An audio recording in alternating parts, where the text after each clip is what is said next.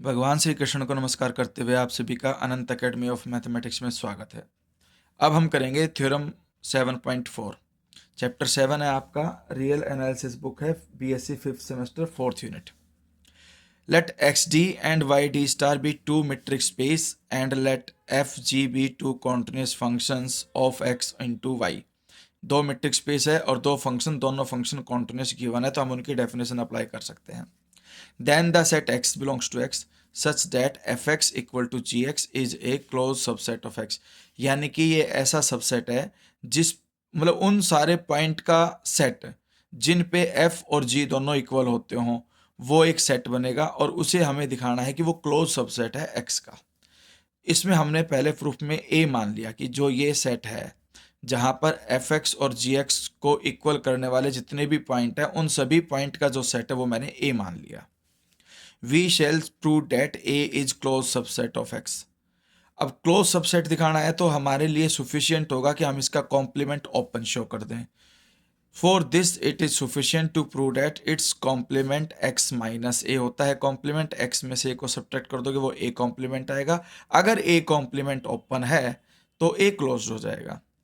अब स्टार्टिंग होती है यहाँ से। अगर मान लो कॉम्प्लीमेंट ऑफ ए फाई है, फाई ओपन होता है तो a ऑब्वियसली क्लोज्ड हो जाएगा।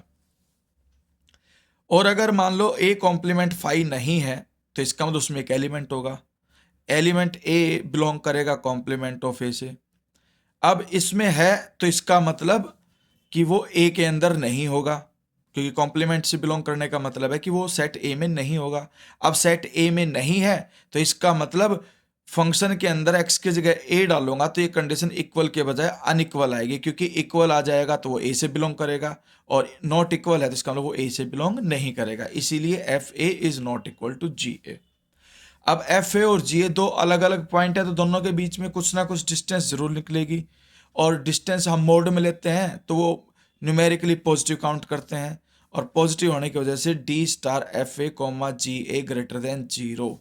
दो अलग अलग पॉइंट के बीच की जो डिस्टेंस ली हमने डी स्टार के अंडर में वो ग्रेटर देन जीरो आएगी। अब इसको मैं इक्वल टू एप्सिलॉन मान लूँ तो एप्सिलॉन ग्रेटर देन जीरो होता है, ये कंडीशन हमने मान ली।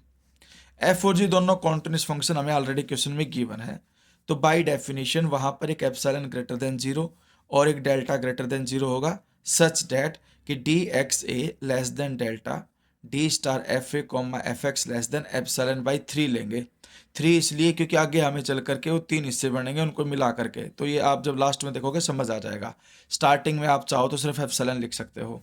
फिर डी स्टार जी ए कॉमा जी एक्स, ये देखना एफ ए और एफ एक्स के बीच में जो डिस्टेंस है वो लेस देन एप्सिलॉन बाई 3, और डी स्टार जी ए और जी एक्स के बीच में जो डिस्टेंस है वो भी less than epsilon by 3। Equation 1 आ गई।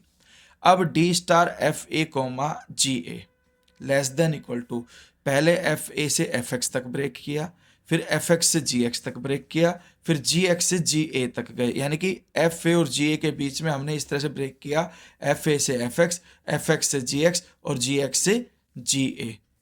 अब एफ ए और एफ एक्स के बीच की डिस्टेंस को हम लेस देन एप्सिलॉन बाई 3 लेके चले, तो इसकी जगह पे मैं एप्सिलॉन बाई 3 लिख देता हूँ। जी एक्स और जी ए की जगह पर भी एप्सिलॉन 3 लिख देता हूँ, और d star f x g x as it is. इसकी वैल्यू हमारे पास एप्सिलॉन हम मान करके चले थे, कंसिडर करके चले थे कि इक्वल टू एप्सिलॉन है ही। अब ये epsilon by 3 plus epsilon by 3 two epsilon by 3, ठीक है।